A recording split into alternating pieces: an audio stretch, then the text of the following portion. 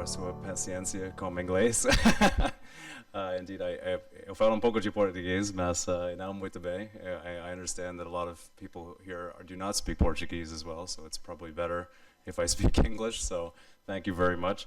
I want to first thank everyone for the very kind invitation. It's my pleasure to be here on behalf of the Geneva Sustainability Center, and thank you for the very kind introductions already from my colleagues. Just one moment. What I'd like to begin with just quickly is just to tell you a little bit about the Geneva Sustainability Center and what we do. We're actually part of the International Hospital Federation, which has been around since 1929, so it's 95 years old. But the Geneva Sustainability Center has only been around for 3 years. And we realized about 5-6 years ago that there's a growing interest in sustainability inside hospitals, and we need to do something about that.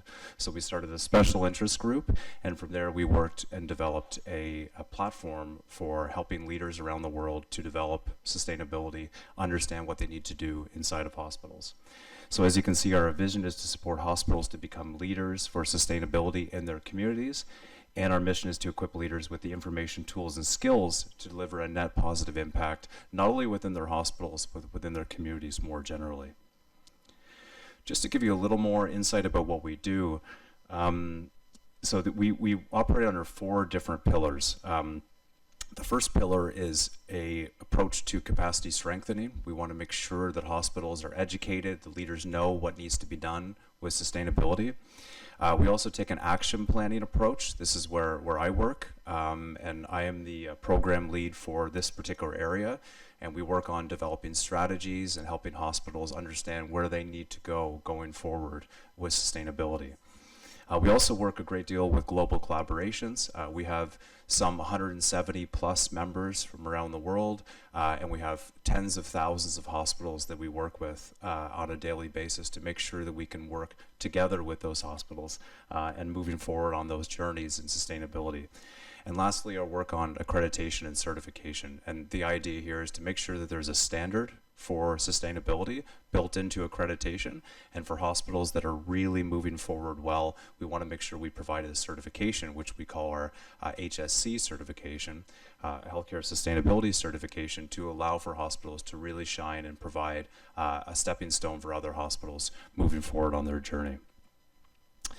Just to briefly mention, it's something we know oftentimes, but it's very important to just quickly review it. The impacts of climate change on health are enormous. And if they're not directly affecting people through extreme heat or through degraded living conditions or severe weather, they have mental health impacts as well. Of course, all this is to do with rising temperatures, more extreme weather, of course, increasing greenhouse gases and rising sea levels. I'm Canadian, and so there's a lot of similarities between Canada and Portugal and Spain in terms of forest fires and increasing temperatures. And this is something that will unfortunately likely continue and maybe get worse as well, as we expect. We're breaking records all the time with the heat and also the degree which that forest fires are impacting negatively on populations. So because of that, it's exceptionally important that we take a very resilience-minded approach to sustainability and to healthcare to make sure that we continue to maintain our hospital operations despite some of the issues we face more generally. So today I've actually been asked to talk a little bit more just specifically about energy for obvious reasons. Energy is a very strong component of sustainability, and it's often where most hospitals begin their journey, which is an excellent way to do that. There's a number of reasons for that. So I'm going to talk to you from the international perspective some of the things that we've found really work for hospitals around the world, and I'm happy to then wrap up and tell you a little bit more about what we do. So I'm going to talk a little bit about energy efficiency, energy transition, good behavior and practices, and good and behavioral change rather, as well as challenges, and then the role of leadership, which I think is absolutely essential. So the first thing to mention, of course, hospitals run 24/7. It's very different than commercial entities, than industrial practices. So these are often things that continuously work, and therefore small changes can have a massive impact on sustainability and also cost savings as well, which is how we often think about them. So of course, insulation, as I've talked to the gentleman this morning about this, I mean, insulation, working on energy savings, taking care of ductwork, avoiding energy loss whenever possible, and capturing lost heat. I mean, these are very important things that can have a massive impact on sustainability. Making periodic maintenance and revision of boilers, of leakage repairs. These are really essential components of ensuring maintenance of your system, saving money, but also, of course, more than anything, saving time and energy over time, and therefore making your hospital more sustainable. We talk a lot about retrofitting as well. I mean, not everyone's building a brand new hospital with all the new requirements and all the new needs, which obviously makes it a lot easier, but there's a huge amount of retrofitting that can be done. I know, of course, lighting is usually the obvious one, as well as equipment purchases, of course, as well. But the main thing to remember is that because of the savings that happen over time, I mean, taking action as soon as possible is always the best approach, and not waiting to make actions happen and to make investments as needed. And the same is true for a reduction in maintenance costs as well. I mean, really, the faster these are done, the more compounding of savings over time and the longer lasting of equipment and lighting. Energy transition is obviously an enormous part, and I just walked around Villehiau yesterday and noticed all the turbines up in the mountains, and talked a little bit about electrical cars and electric mobility. This transition is well underway within Portugal, which is fantastic. But it's worth stating again that energy transition towards renewable energy when possible is exceptionally important. It's always important to remember that hospitals have an enormous amount of economic power across the country, and it's very important to consider that the decisions that hospitals make have a massive effect across society. So if hospitals try to become more towards 100% renewable, in that case, they're obviously making that easier for other organizations across Portugal and the world to do the same as well. So, of course, it can be large things such as, renewable energy purchasing, increasing solar panels, photovoltaic powers, but it could also be, smaller things as well. I mean, solar heaters, biomass blowers can be a little smaller, cogeneration plants. So these are some of the aspects that pull away from more fossil fuel-based approaches to heating and sustainability. And I just want to use an example. This is actually outside of this consortium, but it's an important example. We work a lot with Multiterrassa in Spain, just outside of Barcelona, and they've committed to and have worked to 100% renewable energy consumed by the university hospital, and it has to be of that renewable origin going forward. And it's a very important approach, and to really make that public and to facilitate that continuously is very, very impressive. So what are some of the good practices and opportunities around the world? Well, measurement and goal setting is exceptionally important. We always want to know where we are and where we're going, but there's a very important caveat or provision to that, and it's this should not stop progress. Many hospitals around the world wait until they have all the measurements in place before they move forward. We don't recommend this, and the reason is because sometimes that can take many years to get the right measurements or to at least get the buy-in. There's always things that can be done immediately. There's always actions that can be taken to already start moving forward on your sustainability journey. And of course, another point, I spoke to a gentleman last night about this actually, and developing a green fund, using the savings from sustainability investments, sustainability activities, and capturing that money, recognizing that that's savings that you wouldn't have otherwise, and then finding ways to reinvest that as well. It's exceptionally helpful and a very intelligent way to build forward.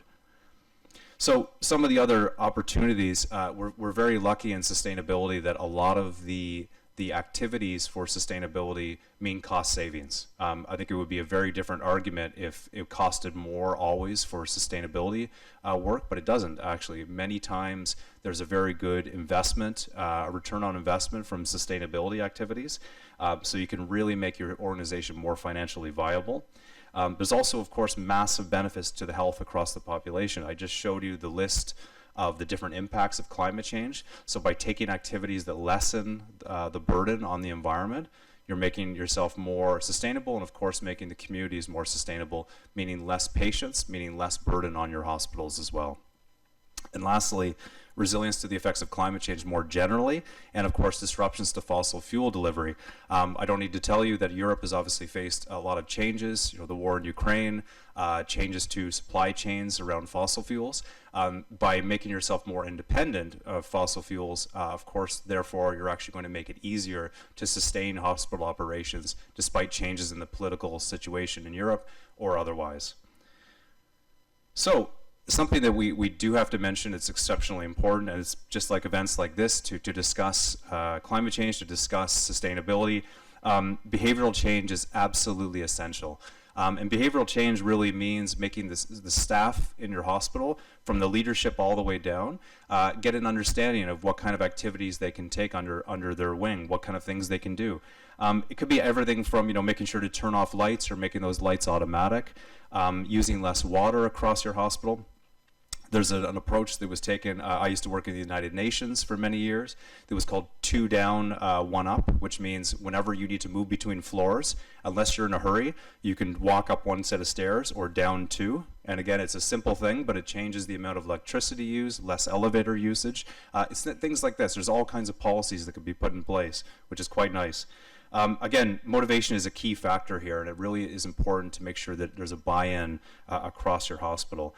And that is a point of incentives usually. Incentives can be financial, but it's really about workplace recognition and professional development opportunities, allowing for your hospital and your staff to understand these are things that you're really buying into, and you want to make sure that everyone's moving the same direction.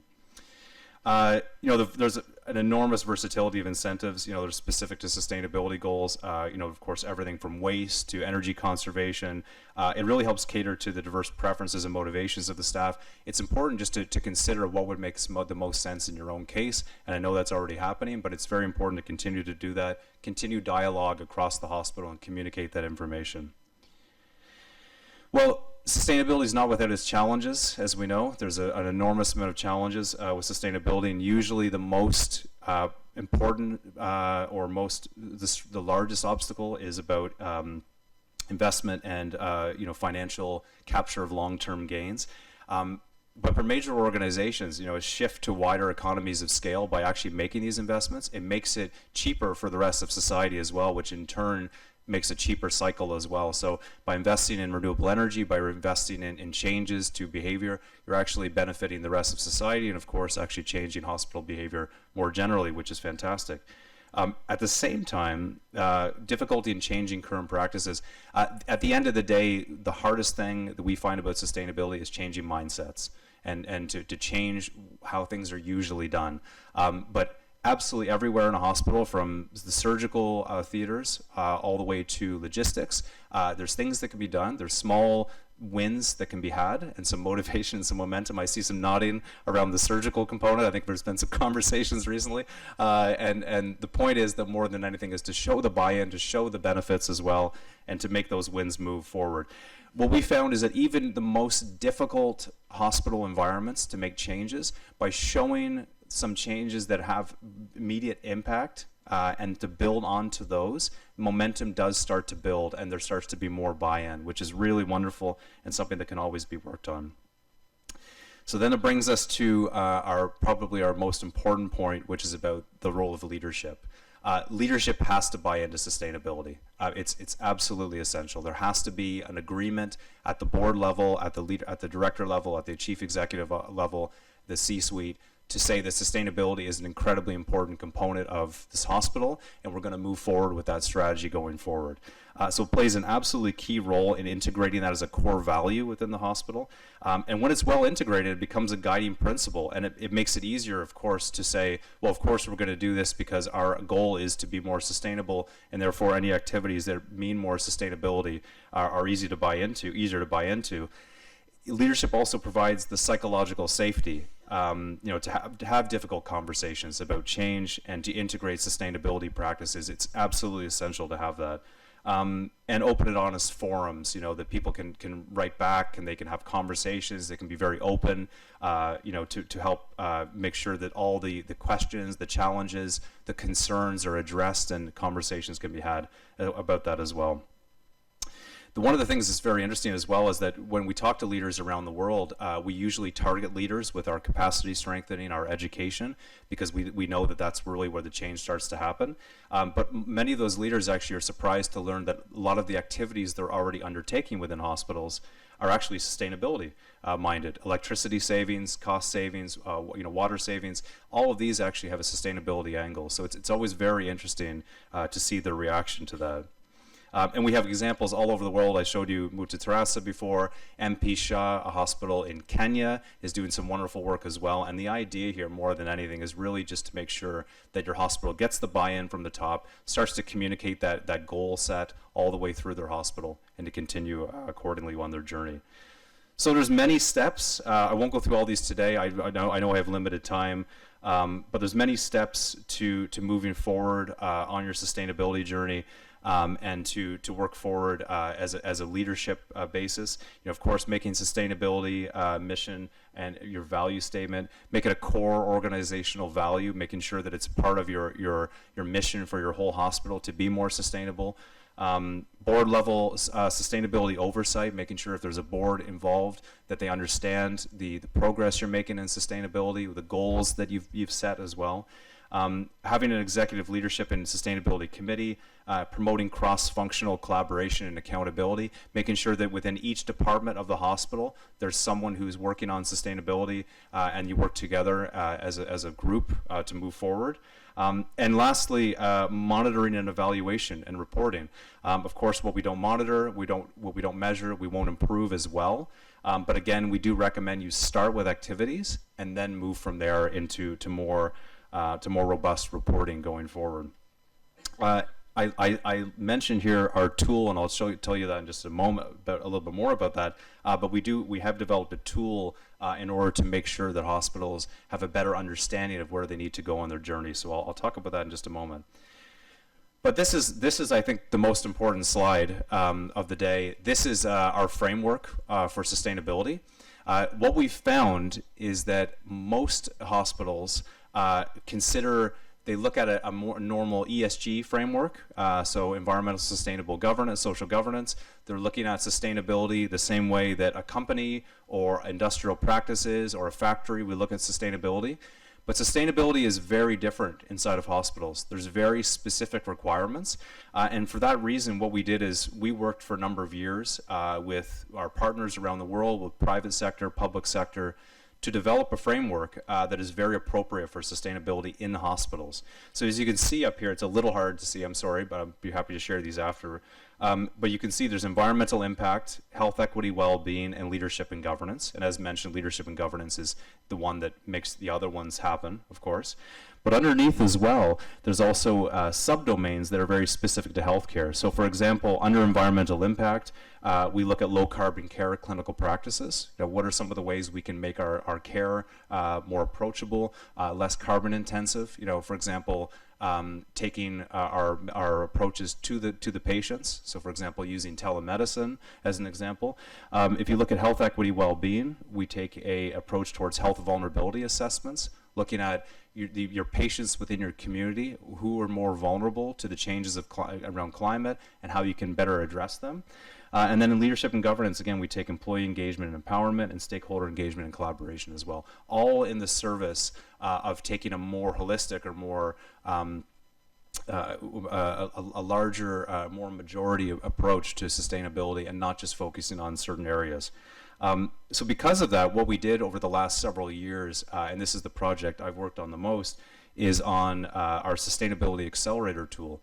So what we found was that most hospitals, most leaders, they understand somewhere where they are on their journey. They have somewhat of an idea, but it's usually very narrow.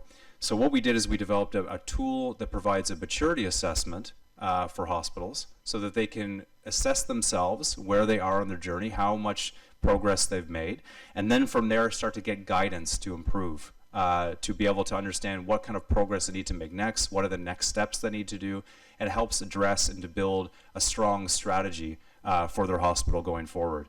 We have a hospital in Spain. I won't tell you which one, unfortunately, because it's anonymous, but we have a hospital in Spain who has done this maturity assessment.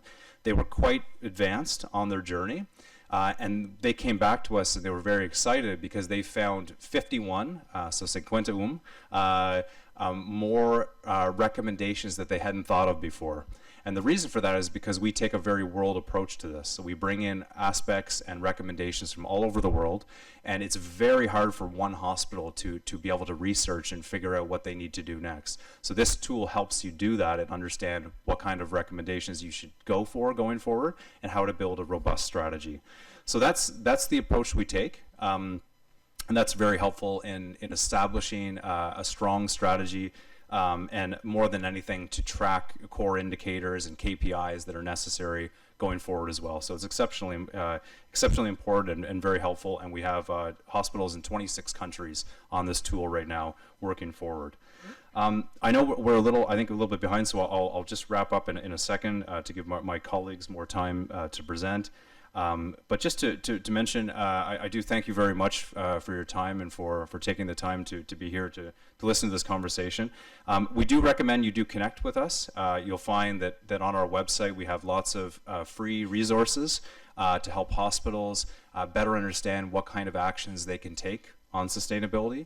And again, because we cast a very wide net, we work with hospitals all over the world. We're able to collect some of the best practices and best examples and turn those into actionable cases as well. So it's very, very helpful. So please do, I do recommend to connect with us. Please feel free to connect with me and grab me if you want to have any questions about any of what I've shown you today. And otherwise, good luck and congratulations on your work so far on sustainability. Thank you very much. Bom dia a todos. Queria agradecer o convite à Associação Portuguesa de Administradores Hospitalares, nas pessoas da doutora... peço desculpa, do doutor Xavier Barreto, e agradecer ao LS Trás-os-Montes e ao Turco por nos receber. Ainda que o tema deste bloco seja a importância da eficiência energética no setor da saúde, eu vou abrir o leque e ir um bocadinho mais longe nesta apresentação para nos debruçarmos também sobre como é que podemos diminuir a pegada carbónica do SMS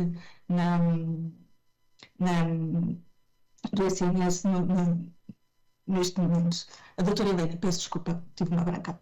Bem, como o doutor Xavier Barreto já disse, todos nós sabemos, não é? Os hospitais trabalham 365 dias por ano, 24 horas por dia. São organismos altamente complexos, sempre em mudança, com elevada intensidade energética e hídrica, e que por causa dessas características têm esta interação com o meio ambiente, não é? Gastamos água, eletricidade, combustíveis, materiais e deitamos fora águas residuais, emissões atmosféricas, resíduos, e temos impactos ambientais diretos ou indiretos sobre os sistemas naturais, sobre o ambiente. Gastamos recursos, portanto, contribuímos para a redução dos recursos hídricos e dos recursos energéticos não renováveis, fazemos depleção de recursos naturais, degradamos a qualidade do ar e da água, contribuímos para a contaminação dos solos e para a ocupação do solo também. Ou seja, temos aquilo que nós em Portugal chamamos uma pescadinha de rabo na boca, não é? As unidades de saúde causam impactos negativos sobre o meio ambiente causa efeitos negativos sobre a saúde das populações e o agravamento da saúde das populações causa aumento da pressão sobre os sistemas de saúde e, portanto, isto é aquilo que nós chamamos uma pescadinha de rabo na boca. Só para vos dar assim uns números rápidos, no Brasil, em 2004, isto agora provavelmente já terá, com a evolução da tecnologia, etc., isto provavelmente já terá outros dados, mas são os mais recentes que nós temos. A quantidade de energia gasta nos hospitais representou mais de 10% do total consumo energético comercial do país. O NHS, em 2009, calculou a sua pegada de carbono no equivalente a 25% do total das emissões do setor público, e nós, em Portugal, o SMS é responsável por cerca de 15% do consumo de energia elétrica todo edificado da administração pública e por 3,7% das emissões de gases de efeito de estufa a nível nacional. Em relação a estes tipos de gases de efeito de estufa, de onde é que eles vêm? De acordo com o Greenhouse Gas Protocol, O âmbito 1, que são as emissões diretas, portanto, são aquelas fontes de emissão diretamente controladas pela entidade. 92% são devidas à combustão, os veículos, as caldeiras, equipamentos, etc. 7% de gases anestésicos e 1% devido aos inaladores pressurizados. O âmbito 2, que são emissões indiretas decorrentes de consumos de eletricidade, que são 15%, de 5%, peço desculpa, e o âmbito 3 são as emissões indiretas provenientes da cadeia de valor da instituição, como a produção e transporte de bens e serviços, medicamentos, materiais, equipamentos, a gestão de resíduos e a deslocação de funcionários e utentes, e é aqui que o peso é gigantesco, que é de 81%. Como é que nós podemos tornar o SNS mais sustentável? Melhorando a eficiência na utilização dos recursos e promovendo a descarbonização. São os caminhos que nós temos. Como é que podemos fazer isso?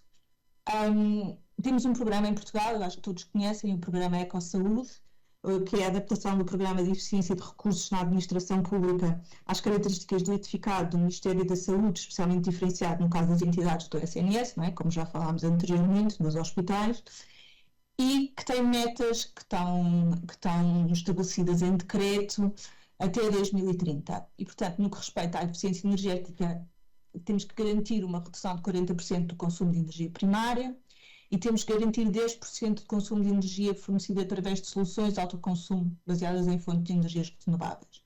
No que respeita à água, temos que fazer uma redução de 20% do consumo e no que respeita à eficiência material, uma redução também de 20% na produção de resíduos e temos que alcançar uma taxa de renovação de 5% do edificado com projetos de eficiência energética e eficiência hídrica. Vamos começar, eu aqui vou pedir para começarmos pelo princípio. Antigamente nós fazíamos os hospitais de acordo com três objetivos: o custo, o prazo e a qualidade. E até costumávamos dizer que não podíamos, se o custo fosse barato e o prazo fosse curto, a qualidade não era boa. Se a qualidade fosse boa e o prazo fosse curto, o custo era elevado. E se a qualidade fosse boa e o custo fosse barato, o prazo era comprido. Portanto, não tínhamos aqui nenhuma mais-valia e era difícil conjugar estas três incógnitas, digamos assim. Isto era um modelo tradicional de decisão para a construção. Hoje já não podemos trabalhar assim. Hoje o modelo de decisão para a construção sustentável tem mais 2 pontos. Tem o meio ambiente, porque temos que pensar o que é que estamos a fazer ao meio ambiente quando estamos a fazer aquela construção, e o homem, a quem temos que garantir a saúde, a segurança e o conforto. Só para vos dar uma ideia, na Finlândia, os hospitais são construídos ao abrigo de um protocolo que permite que eles mudem o projeto ao longo do desenvolvimento do mesmo. Isto é, eu estou em fase de estudo prévio e quando passo para o projeto de execução, se tivesse surgido alguma nova tecnologia que me permita alcançar a redução de energia ou redução de água, ou que me permita incorporar uma nova tecnologia de mesmo a nível de programação funcional ou um novo equipamento, podem fazer isso. Portanto, dá-lhes uma grande margem de manobra. Nós aqui não podemos fazer nada disso porque o Código dos Contratos Públicos não nos permite, não é? É uma coisa que teremos que trabalhar, mas efetivamente não foi feito, não é um código que tenha sido feito para comprar projetos hospitalares e torna-se muito complicado fazer alterações ao projeto durante o desenvolvimento mesmo, tendo em consideração que estamos a falar de um programa funcional e que só para aí 5 ou 6 anos depois é que o hospital estará construído. Temos aqui uma série de anos em que podem acontecer várias atualizações e modernizações que depois provavelmente não vamos poder incorporar no projeto. Começando pelo projeto, como é que podemos fazer um projeto mais sustentável? Temos a questão da concepção e construção sustentáveis, em que temos a sinergia entre o projeto e o terreno, ou seja, o enquadramento bioclimático do edifício, para podermos ter a partir das variáveis climáticas do local, como o solo, o vento e a água, a orientação solar, que nos permite ganhos energéticos através de uma exposição solar eficaz, de uma configuração e orientação dos envidraçados, uma correta orientação dos envidraçados. Temos ainda a vegetação, que nos permite promover o conforto térmico e a proteção de ventos dominantes, e ainda a ligação à natureza, porque nós sabemos que a conexão dos ocupantes ao mundo natural promove a recuperação e pode ser um elemento importante na recuperação dos utentes. A seguir temos a forma e as fachadas, a morfologia e construção projetada para coletar, armazenar e distribuir energia e luz natural, os pátios interiores, o aumento do número de compartimentos com luz natural e, novamente, a ligação à natureza, e ainda as fachadas com capacidade de resposta energética, onde temos várias soluções, como as fachadas ventiladas, dispositivos de sombreamento integrados no edifício, o fator solar dos vidros e sistemas fotovoltaicos. Tudo isso contribui para a concepção sustentável do edifício hospitalar. Temos ainda a escolha dos materiais de construção, porque podemos escolher materiais podemos e devemos escolher materiais com baixa incorporação de energia, materiais locais e naturais, a opção por pré-fabricação e modularidade, que nos permite a redução de resíduos e flexibilidade e adaptabilidade do próprio edifício hospitalar, muito mais fácil de construir em pladur, e poder tirar e pôr como eu quiser, e traz-nos uma flexibilidade e adaptabilidade muito maior do edifício. E ainda a opção por materiais com elementos reciclados, que neste momento, aliás, já é obrigatório por lei haver uma percentagem, julgo que é 10%, não tenho a certeza, de materiais reciclados em obras novas. Já há uma resolução do Conselho de Ministros que nos diz que é obrigatório. Depois temos a gestão eficiente da água, não é? Isto já quando temos o edifício a funcionar. Portanto, temos a redução da utilização da água, utilizando equipamentos e sistemas e optando por equipamentos e sistemas de baixo consumo, a captação e aproveitamento das águas pluviais através das coberturas e dos pátios interiores, reutilização da água recuperada, tratamento das águas residuais para termos a certeza que estamos a descarregar águas seguras no meio ambiente. Temos, como é óbvio, e é o tema deste bloco, a gestão eficiente da energia, e já aqui foi falado a instalação de fontes de energia renovável para autoconsumo, os coletores solares térmicos de recuperação de calor, ventilação natural, equipamentos e sistemas eficientes, instalação e sistemas integrados de comando e controle, como de automatização, que nos permitam ter o hospital sob observação permanente e que nos permitam detectar alguma fuga, algum mau funcionamento de imediato e poder intervir para minimizar os custos. Temos a mitigação das emissões atmosféricas e, como nós vimos aqui, temos 81% que é devido à cadeia de abastecimento. Temos os meios de transporte, que podemos minimizar as deslocações. O Ryan falou nisso há bocado, falou na telemedicina, videoconferências, etc. A opção por modos suaves de transporte, bicicleta, trotinete. Na Finlândia, 40% dos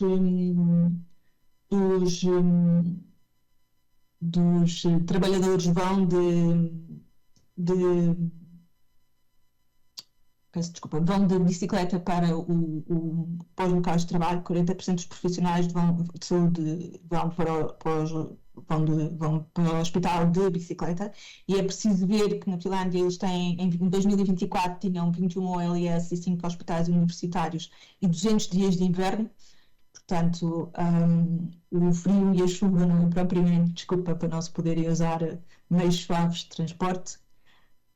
Temos meios de transporte menos poluentes, que passa pela utilização de transportes públicos, ou das pessoas combinarem boleias, aquilo que os brasileiros chamam de caronas solidárias, ou seja, vamos todos, combinamos, encontramos e vamos todos juntos, para, em vez de ir uma pessoa por carro, que é aquilo que nós vemos todos os dias, tirarmos o maior partido dos lugares disponíveis num automóvel e podermos diminuir assim de 4 para um carro, ou enfim, qualquer redução já é importante. Depois temos ainda os gases com efeitos de estufa, portanto a queima de combustíveis fósseis, em equipamentos de produção de água quente, que podemos optar por equipamentos mais eco-friendly, instalação de equipamentos de captura de gases anestésicos, que já há algumas experiências em Portugal, nomeadamente em Matosinhos, julgo eu, e a monitorização do consumo de inaladores pressurizados de dose calibrada, que, como vimos anteriormente, é residual, mas é 1% e temos que estar atentos. No que respeita à gestão de resíduos, temos aqui a prevenção, né? Tentar reduzir ao máximo a quantidade e a perigosidade dos resíduos produzidos. Temos que os preparar para reutilizar, ações de controle, limpeza, reparação e reutilização. Temos que reciclar, isso já fazemos todos em casa, eliminar, arranjar um destino que minimize os riscos para a saúde pública e também para o ambiente, e fazer armazenamento temporário correto, como nos hospitais, ou seja, é fundamental que todos os hospitais tenham um ecocentro hospitalar que permita este armazenamento correto até serem entregues às entidades que tratam os diversos tipos de resíduos. Só para vocês terem uma ideia, há projetos muito engraçados já em Portugal, como é o caso do tecido não tecido dos blocos operatórios, e felizmente há vários hospitais a não cumprir a lei que diz que tudo aquilo que entra no bloco operatório tem que ir para o lixo. Efetivamente o tecido não tecido entra e sai tal e qual como entrou, sem estar contaminado, sem nada, e portanto há muitos hospitais já a fazerem a recuperação e a reciclagem deste tecido. E outra vez a Finlândia, peço desculpa, mas efetivamente eles estão muito à frente, conseguem reciclar 98% dos resíduos de construção. Portanto, nós andamos sempre à procura da roda e às vezes basta termos uns contactos, andarmos à procura e percebermos que há outros países que efetivamente vão à nossa frente e com os quais nós podemos aprender muitíssimo. Temos finalmente a implementação de sistemas de gestão ambiental, que tem como objetivo a melhoria do desempenho ambiental dos hospitais, definição da política ambiental da instituição. Isto passa, como dizia o Ryan há bocado, exatamente pelas lideranças, por quem está no topo e tem que dar importância a este assunto. É fundamental fazer cadastros com o levantamento dos requisitos legais aplicáveis e com o levantamento dos aspectos ambientais associados às atividades de cada hospital, que, como nós sabemos, não são todos iguais. Depois de ter o levantamento, que é a fotografia do atual, não é? Decidir a implementação de medidas de mitigação sobre os aspectos ambientais considerados significativos e suscetíveis de implicar impactos ambientais significativos, e ainda a criação de equipas de sustentabilidade ambiental, que, como já sabemos, a OLS Trás-os-Montes e Alto Douro felizmente já tem em cada uma das instituições. É muito importante. Fazendo um resumo, que estratégias é que nós temos para atingir o net zero no Ministério da Saúde? Lá está, monitorizar, o Ryan também falou nisto, monitorizar, analisar e identificar oportunidades. Temos o barómetro EcoAP, que é da ADN, onde já tem a recolha dos consumos de eletricidade e julgo que estão a tratar também de começar a fazer interligações para poderem recolher os consumos de água. E temos no Ministério da Saúde o portal do EcoSaúde e os relatórios de monitorização semestral que permitem efetivamente a cada hospital, são produzidos pela ACSS, pela Unidade de Instalações e Equipamentos da ACSS, e que permitem a cada unidade perceber se está de acordo com as metas, se está abaixo das metas, se está acima das metas, mas para isso têm que fornecer os dados de consumo ao portal do EcoSaúde. Depois temos os planos de eficiência energética que cada hospital deve ter decorrente daquele plano de gestão, e também os planos diretores de unidades hospitalares que prevêem o desenvolvimento do hospital num prazo de 5, 8 anos e que devem conter uma área dedicada também à sustentabilidade. E depois aquilo que nós estamos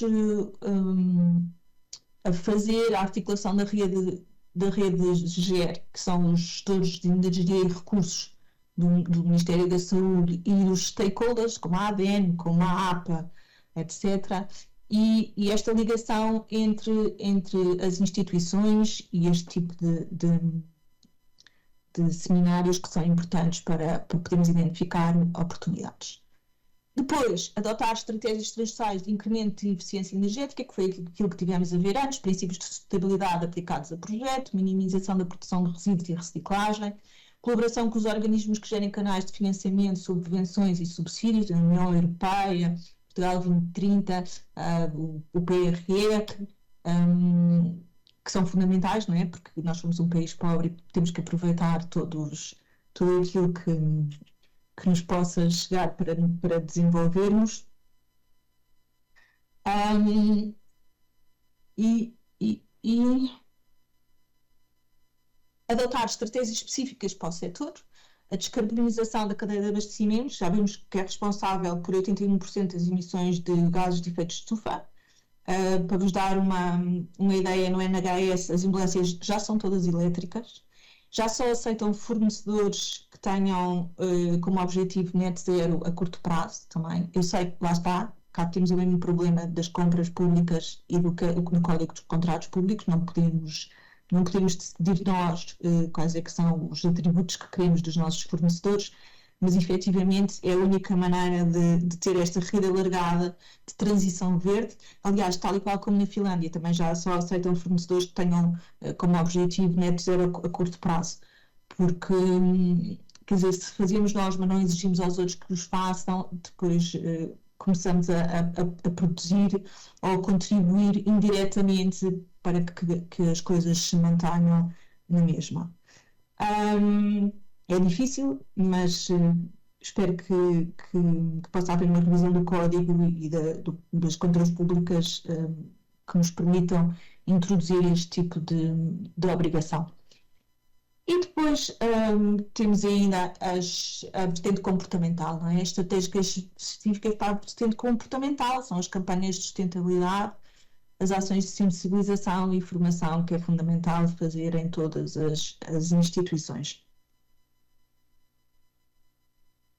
Para vos deixar uma mensagem final, a forma como construímos e utilizamos os edifícios oferece oportunidades de ter um impacto positivo na saúde das populações e na saúde do ambiente, como já vimos. Temos que investir mais e temos que sensibilizar mais desde o projeto até à operação. E está provado que as pessoas que vivem, trabalham, estudam e recuperam em edifícios sustentáveis são mais produtivas, mais felizes e mais saudáveis. Muito obrigada. Se calhar utilizando ou recuperando, rapidamente recuando atrás, isto foi a temática toda esta temática da eficiência energética tem origem nestas questões da dependência energética e os objetivos a alcançar a curto prazo, energia por setor de atividade, energia, o peso dos edifícios entre habitação e serviços, o peso dos hospitais que eu coloquei aqui em 18, há outros valores que me dão uma indicação de um peso de 8%, mas eu acho que cada vez mais se aproximam destes 12%. Neste caso, são dados concretos da unidade local de saúde aqui de Trás-os-Montes, conjugando as 3 unidades, pelo menos Lamego, Vila Real e Chaves, e nós aqui já temos, e já começamos a ter um contributo importante em termos de energias renováveis, não só em termos de solar térmico para aquecimento de água, porque não é incrível, nós em Chaves o projeto são 100 e pico painéis, nós aqui em Vila Real são 200 painéis de solar térmico, o que permite, por exemplo, no verão, com a paragem dos sistemas de aquecimento de água para aquecimento ambiente, conseguimos parar totalmente esses sistemas e com um grande volume de acumulação, durante o verão são só os painéis solares térmicos a trabalhar, de borla, com apoios muito pontuais, mas já nos permite fazer alguma conjugação de sucesso. Novamente, a minha participação enquanto enquadramento no sistema de certificação de edifícios. Novamente, nós estamos debaixo de um chapéu que é a ADN, a Direção-Geral de Energia. São eles que nos dão os regulamentos. Também só para recuar, esta temática da eficiência energética e do comportamento térmico dos edifícios já tem décadas. Em 2006, 2009, saiu um regulamento muito exigente em que surgiu esta credenciação de todos estes técnicos, com outros nomes, mas a figura é a mesma. E nós, em 2006, passamos, não foi do 8 para 80, passamos do 8 para 800. O regulamento era de tal maneira exigente, era de tal maneira pouco implementado, não era pragmático, originava custos e os procedimentos de auditoria e de execução e de implementação do regulamento eram de tal maneira difíceis que o regulamento até caiu um bocado em descrédito. Em 2013 houve uma atualização, digo eu, com sucesso, de toda a legislação. Já passamos, foi do 800 para um 80, e o regulamento atual em vigor, que é em 2021, no meu entender, eu consigo perceber os objetivos desse regulamento, que são objetivos de regular a nossa atividade e valorizar, obrigar os donos dos edifícios e obrigar os técnicos a salvaguardar aquilo que é mais importante. Principalmente esta temática toda aqui, um TGE, um TRM, um PQ, um TIS, tudo isto são custos e todos nós podemos pensar que isto é prescindível, é um custo acessório, é uma dificuldade, é uma burocracia, é mais um contrato, é mais isto, mas o papel destas pessoas, ou o resultado da intervenção destas pessoas, paga-se por si próprio. E nós agora começamos a perceber que em 2020 e 2021, com muitas portarias e despachos que foram sair entretanto, no meu entender, estão a valorizar a parte prática deste regulamento. E falamos mais à frente nesse aspecto.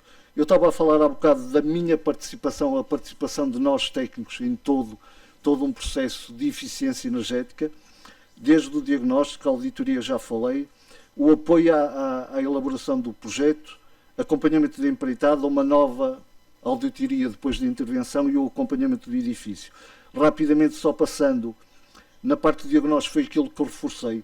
Nós temos que ter o contributo das pessoas técnicas no terreno, porque sem isso andamos aqui às aranhas. Nós temos que ter dados, temos que ter consumos, temos que ter um cenário de alguma desagregação, temos que saber onde é que se gasta mais ou menos energia, temos que ter alguma informação técnica para podermos rapidamente olhar para um edifício e dizer não vale a pena, vamos perder tempo, isto vai sair muito caro, embora hajam intervenções que têm como objetivo melhorar o conforto dos utentes principalmente e dos profissionais de saúde. Vou dar um exemplo, mudar um vidro num espaço, ou mudar os vidros ou todos os vãos envidraçados de um edifício como este, são das intervenções mais caras e que menos promovem a eficiência energética. Custa-me dizer isso, mas vamos poupar 1 ou 2%, mas as melhorias em termos de comportamento acústico, conforto para os utentes, vocês nem queiram imaginar.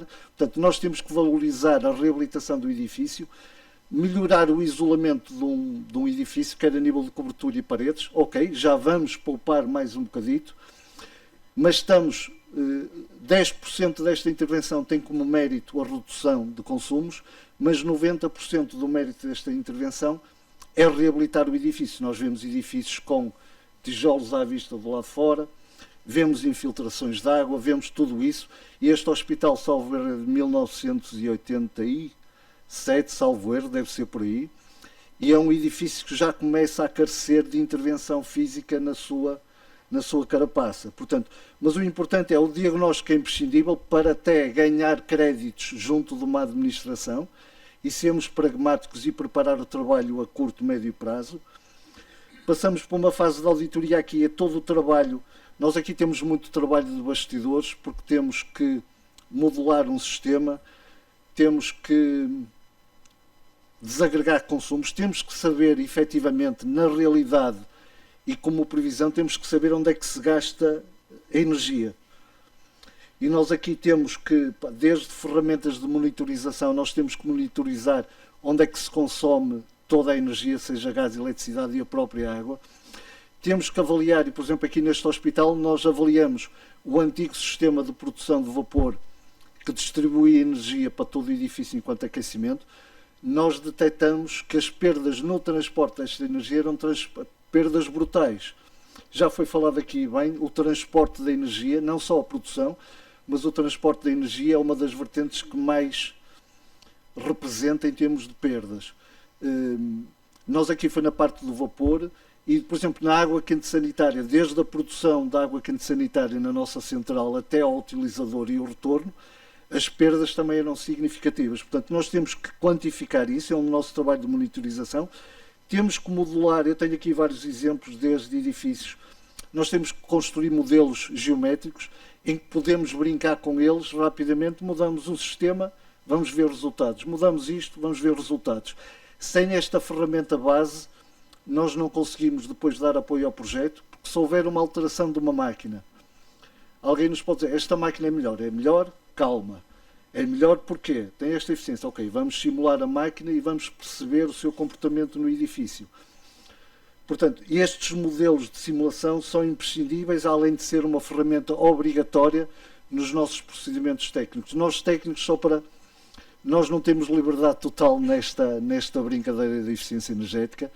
O nosso trabalho é auditado em termos de qualidade. A ADEN, volta e meia, elege um perito, elege um processo em particular e vai escalpelizar o que é que nós andamos a fazer.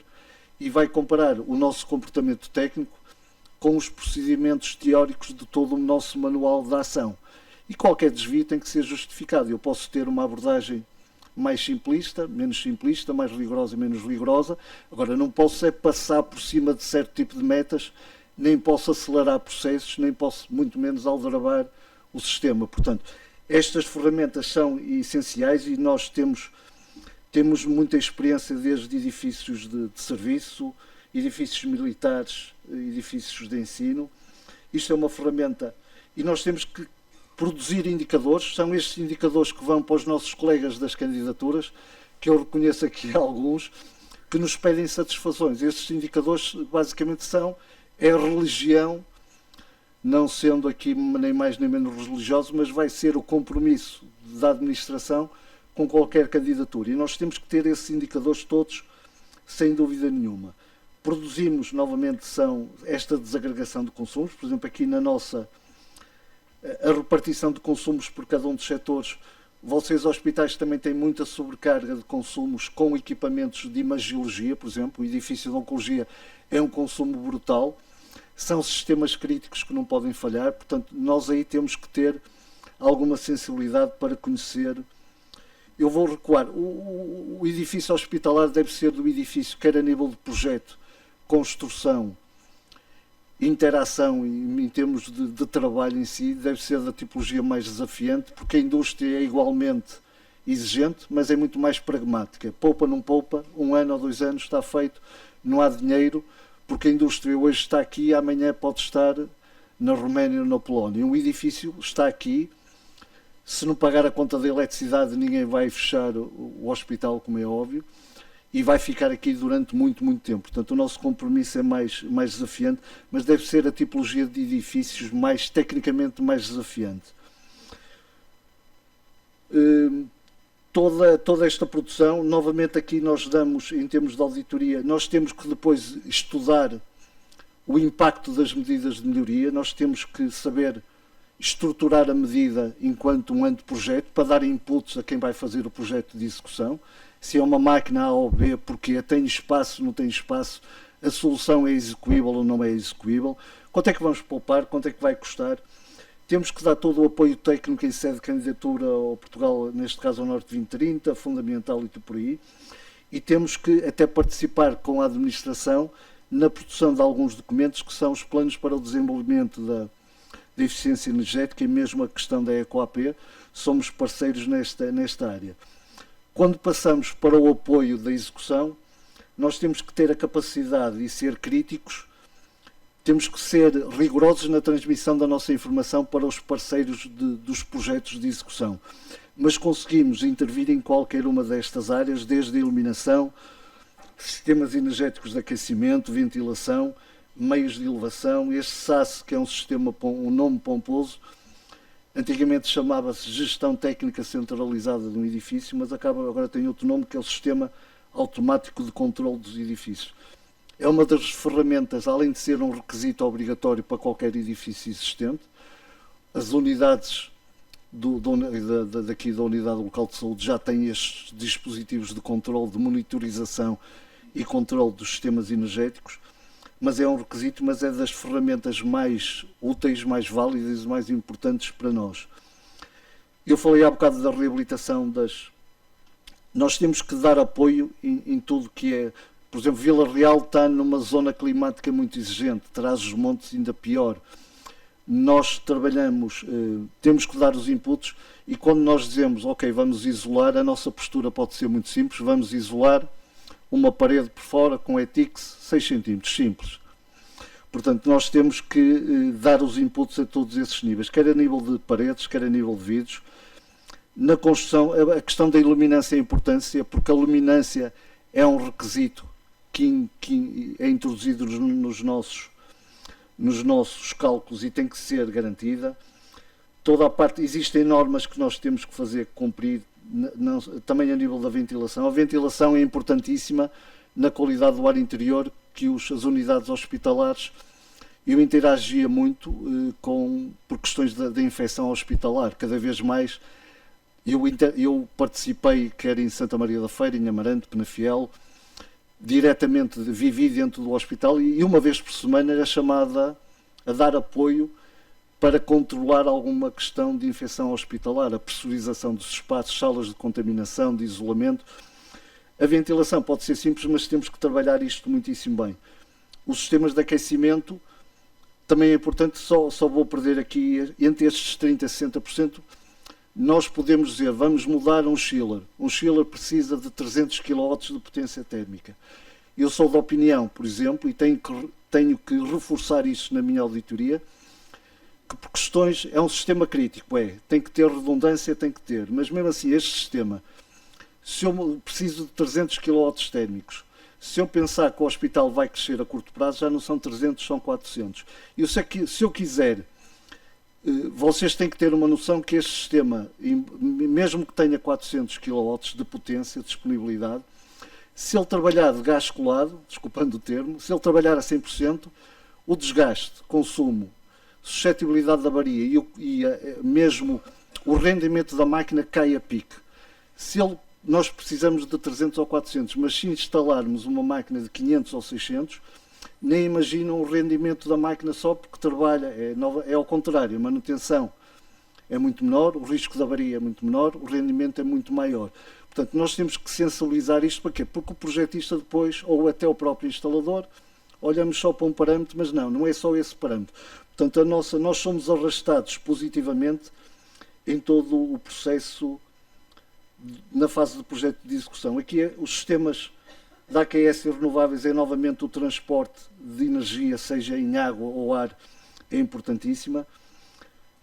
O sistema fotovoltaico cada vez mais, por exemplo, isto aqui são dados até do centro hospital, daqui de Vila Real. A risca vermelha é o consumo mês a mês, não é um consumo diário, mas é um consumo mês a mês do hospital, e nós temos aqui muito campo de manobra. O centro hospitalar já não tem área para implementação de coletores solares, mas pode crescer de alguma maneira, mas o contributo renovável é vital. Depois são os meios de elevação, o sistema de controle de edifícios. Nós intervimos ou damos os nossos inputs em todo este processo. A seguinte fase é o acompanhamento, que é da empreitada e uma auditoria posterior. Eu aqui já sublinhei o garantir, porque aí nós somos obrigados a garantir o cumprimento dos indicadores. Sem isso, o processo se calhar bate na parede, a candidatura é recusada, fazem um pedido de reembolso e o Tribunal de Contas vem pedir satisfações e as coisas não acontecem. A responsabilidade é da administração, é da candidatura, mas nós técnicos temos que salvaguardar isso. E depois uma fase igualmente importante está tudo feito, está tudo no sítio, está tudo bonito. Se nós não tivermos um acompanhamento no funcionamento do edifício, as coisas, para mim, eu tenho sensibilidade para isso, lá está, porque passei pela parte da manutenção, mas eu considero, às vezes, utilizo a palavra crime, mas é uma tristeza, não é uma tristeza, também não é por aí, mas ver-se instalações a degradarem-se ao longo do tempo é um custo, é desperdício. Foi falado aqui muitas vezes do desperdício, o desperdício vê-se assim. Nós, por exemplo, em Chaves, tínhamos lá máquinas nas centrais térmicas, máquinas com 30, 40 anos, impecáveis, a funcionar bem, eram máquinas simples, eram máquinas caras, de boa qualidade, mas eram suficientemente bem mantidas. E não podemos descurar isso, e é por isso que o papel da manutenção passa por um grande critério a nível de ensaios, um sistema de monitorização para saber o que é que está a acontecer, controlar as instalações, e depois esta questão do plano de manutenção deste TGE, TRM e o TIS. Isto são tudo outros técnicos que estão identificados pela ADN como técnicos que se envolvem nesta temática da manutenção. O técnico de gestão de energia é um requisito obrigatório, qualquer grande edifício de serviços com mais de 1000 metros tem que ter este técnico inserido, não é nos quadros, mas tem que ter um vínculo contratual com o técnico. Este técnico custa dinheiro, se calhar num edifício com esta dimensão vai custar algum dinheiro, mas é um técnico que tem que ser responsabilidade, tem que ser aproveitado ao máximo. Para quê? Para ajudar, não é para gerir nem para mandar aqui dentro, mas é para ajudar os serviços técnicos na gestão dos equipamentos, na gestão da manutenção, na gestão dos consumos, e tem que ser um técnico que se tem que pagar por si próprio. Novamente, é só um reforço. Quando nós estamos a falar de manutenção, não é só do ar-condicionado, é iluminação, meios de elevação, sistemas de controle, portanto, toda a responsabilidade de manutenção agora é um bocado mais transversal. Toda a estrutura da manutenção, não vou perder muito mais tempo com isso, mas tem outros técnicos que também têm que ser identificados neste processo. Só para reforçar, um plano de manutenção é um documento, embora seja simples, tem que ter uma estrutura bem clara, é um documento que é formalmente apresentado à ADEN, é um documento que é formalmente acompanhado pela ADEN, ou seja, há técnicos para interagir com a ADEN para formalmente porem o seu carimbo e a sua responsabilidade no cumprimento deste requisito. Há capítulos, eventualmente não, principalmente na área hospitalar, tudo que seja controle de legionela, o sistema de controle dos edifícios, os gases fluorados, a parte da segurança ambiental, qualidade do ar interior e radão, mas mesmo esta questão da infecção hospitalar, o plano de manutenção tem que obrigatoriamente salvaguardar estas temáticas em particular, porque se calhar de haver um problema, para já podem pessoas falecer por isso, pode haver descrédito da instituição, pode haver técnicos de responsabilidade técnica e política em todas estas situações. Portanto, o papel da manutenção é ser uma interface, um filtro, uma chamada de atenção ao cumprimento destes requisitos. Portanto, não perdendo muito mais tempo, é a última fase de participação de nós enquanto técnicos, é garantir que o edifício funciona bem ao longo do tempo, sem perda de eficiência, sabendo, por exemplo, que um coletor vai perdendo a sua eficiência ao longo do tempo. Uma coisa é perder a eficiência devido à sua idade, outra coisa é perder a eficiência porque está sujo, ou porque um inversor disparou, ou porque um cabo soltou e nós damos conta, temos um inversor parado durante um mês, 2 meses, 3 meses, e tudo isso é dinheiro. Só como fecho, o resultado da nossa colaboração, isto aqui são dados da Unidade Local de Saúde aqui de Trás-os-Montes, o consumo tem vindo a resultar sempre em decréscimo acentuado em termos de consumo de energia. A linha da despesa tem aquele picozito em 2021 e 2022 que tem a ver com o aumento do tarifário. Isto foi um alerta para nós, porque na altura, o Engenheiro Faria depois pode confirmar isso, o consumo de gás reduziu para metade, taxativamente, mas o custo desse consumo duplicou. E o que é que acontece? Eu nem quero, e nós fizemos algumas contas, não a engenheiro, mas um bocado a merceeiro, se o hospital não tivesse implementado a tempo e horas esta intervenção de eficiência energética, o custo do gás não tinha duplicado, mas tinha quadriplicado. Logicamente alguém ia pagar a conta, o hospital não ia fechar, mas era uma sobrecarga. Portanto, o nosso objetivo é, com dados concretos de consumos e faturas, ter sucesso, ou então ficarmos nós satisfeitos com esta colaboração. Não vou roubar mais tempo, obrigado pela oportunidade, pela vossa atenção, e qualquer coisa estou disponível. Tá? Muito obrigado, bom dia.